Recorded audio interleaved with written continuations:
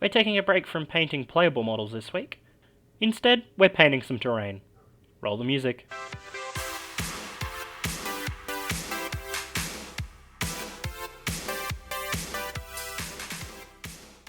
Hello, and welcome to another Scuffed Hammer video. My name is Hammer, and this week we'll be painting the Saint Celestine Statue found in the Blood and Zeal KILLTEAM box. Now I'm fortunate enough that one of my friends plays World Eaters, so I only really had to pay for about 2/3 of this box. And yes, I know, one of my goals for this channel is to get through my backlog, but why don't we jump into painting this model, and I'll tell you a bit more about why I decided to purchase it. Let's start by opening the box and checking out the sprues. You'll notice that there are only 2 sprues in here, but that's because I've already given the third one to my friend. Once we trim up this box art and add it to our collection, it's time to move on and start building the model.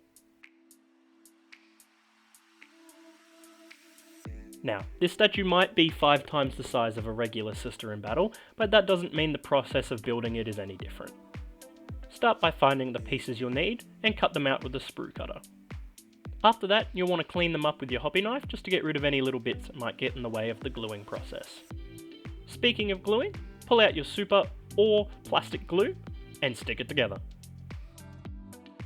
Now, I have to say, this is probably the first sprue by GW that I've ever had that felt like it made sense. All of the parts were really easy to find, and I never struggled to actually find the piece I needed. And I had a brief look at the other 2 sprues before I sent one my friend's way, and they seem to be the same. They just make sense. So, this is my cry to GW. Please, please let this be a trend.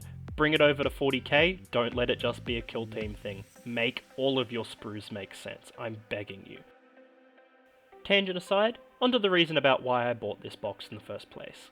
And the simple answer is, I really loved the model. It's basically the same reason of why I bought the Hammer 4 bunker.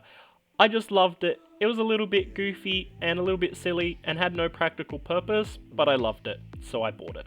Plus, I had the justification that I have a Sisters of Battle army, so I can use the models in 40k. Add on top of that my friend plays World Eaters, and then I didn't really have an excuse to not buy the models. And in hindsight, the 40k rules for these models kind of suck, but on the bright side, our local community has been picking up again, and a bunch of the fellas are really into KILLTEAM. And it's something I've always wanted to try, but I didn't want to try it by myself and try to learn the rules without somebody who already knew what they were doing. So this will be a good opportunity for me to dip my toes into another game system without having to do all the effort by myself. Now the question you might be asking yourself is, Hammer, why did you fall in love with this statue? There's nothing really interesting or unique about it compared to the rest of the models that GW does for statues. And I would say, Saint Celestine is one of my favourite characters in lore. She's up in the top 3 with Vulcan and Trazen the Infinite. And yes, Trazen the Infinite is up there because he's basically just a troll. I read her short story in Saints and Martyrs called Celestine the Living Saint, written by Andy Clark. And I love the way her character was described. The constant trials she faces just to protect the helpless people in the Imperium. And it doesn't hurt that she looks badass and kinda sexy. Once you finish building, it's time to base coat. As always, I use my airbrush because it's what's best for me and the most convenient, but a rattle can will always work. If you have a white base coat, I would suggest using that. I don't, so I had to use black and come over with some white paint later. By base coating in white, you'll make the whole process easier and you'll actually be able to skip a step, making it much quicker. Speaking of steps, this model's actually quite easy to knock out despite its size. Don't let how big it is scare you off starting. I actually finished this model in about half the time it took me to paint one of my Sisters of Battle characters that I painted last time. Here, I'm just taping up the bottom of the model so that when I put a white layer on the Celestine part, the plinth down the bottom will stay predominantly black. Again, if you've got a white spray paint, you'll avoid this step, and you'll just have to use a contrast paint to paint the plinth black so it's ready for the dry brushing step.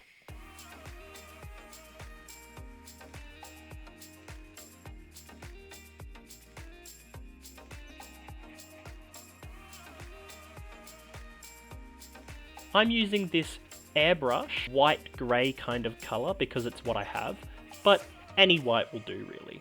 though I do think you would struggle if it was a pure white, so try and use like a creamy or a grey type of white instead. Make sure that everywhere that you want to look like stone or marble has a nice even coat of this white.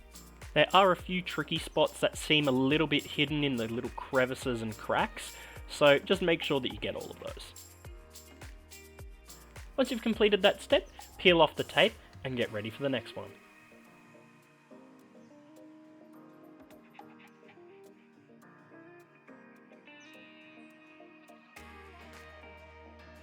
To make this model look like it's been on a battleground and not just fresh off the factory floor, we'll need to dirty it up. A great way to do that is using some Seraphim Sepia, or any other contrast or shade kind of paints that you have that are similar, and dilute it with some Lamium Medium. 1 drop of Seraphim Sepia to about 4 drops of Lamium Medium is what I used. I could have used it a little bit dirtier, so I would recommend about 3 drops to 1. I'd also recommend using a bigger, thicker brush. I started with a little one and I just wasn't quite getting the coverage that I wanted, and then I switched to a bigger brush and the paint went on a lot better. Make sure to get it in all the little cracks and crevices, but don't worry too much if it doesn't look dark enough. We're coming in the next step to make those recesses just a little bit darker.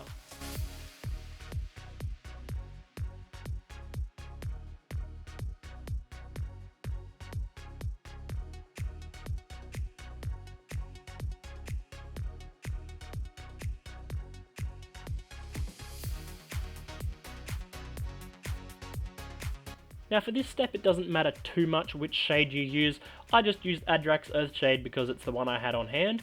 Just any dark brownish kind of shade will work perfectly. Use this to fill in all the little gaps and recesses and lines that you see all over the model, but don't go too crazy, just do the things that would make sense. If it's a really shallow line like the folds in the cloth, or even to some degree the pattern in the feathers, just leave it alone and just do the bigger, thicker parts.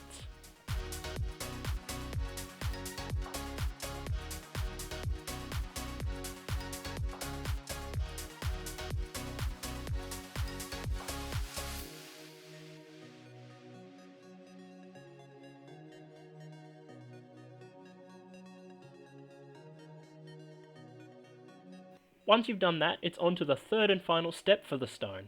Any creamy kind of colour will work well, but I found Wraithbone worked almost perfectly.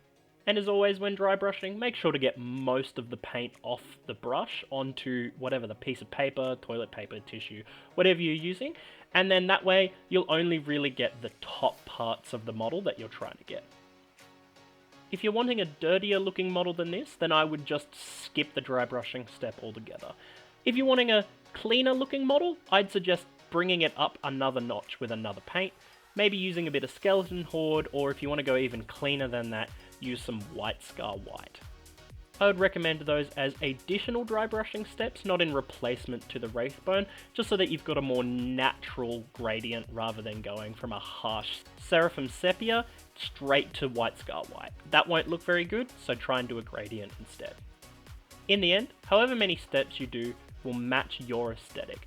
Do as many or as little steps as you want to achieve the result that you think looks best.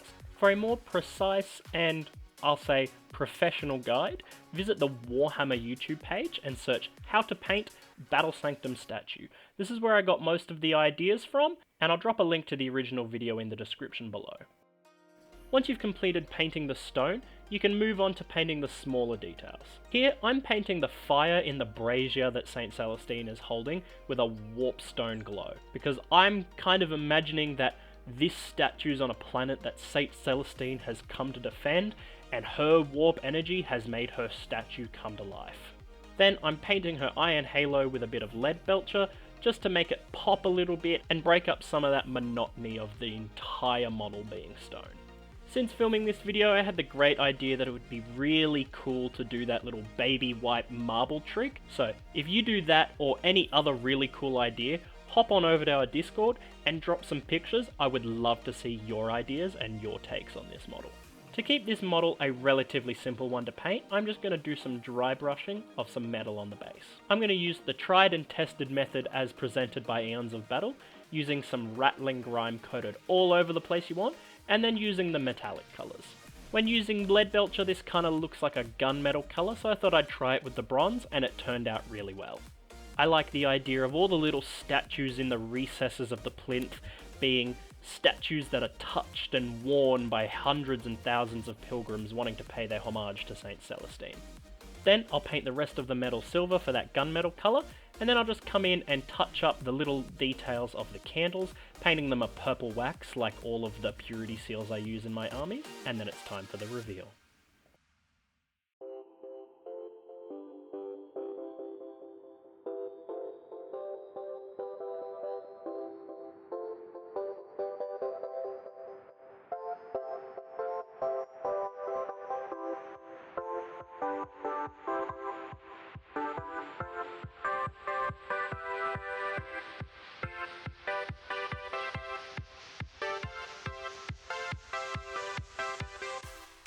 Well, that's all for this week's video. I really had a blast painting this model. It was quite simple and refreshing to just take a break from all the tiny little details you've got to squint at and just paint something big you can do lots of big steps with rather than a lot of tiny little incy-beansy ones.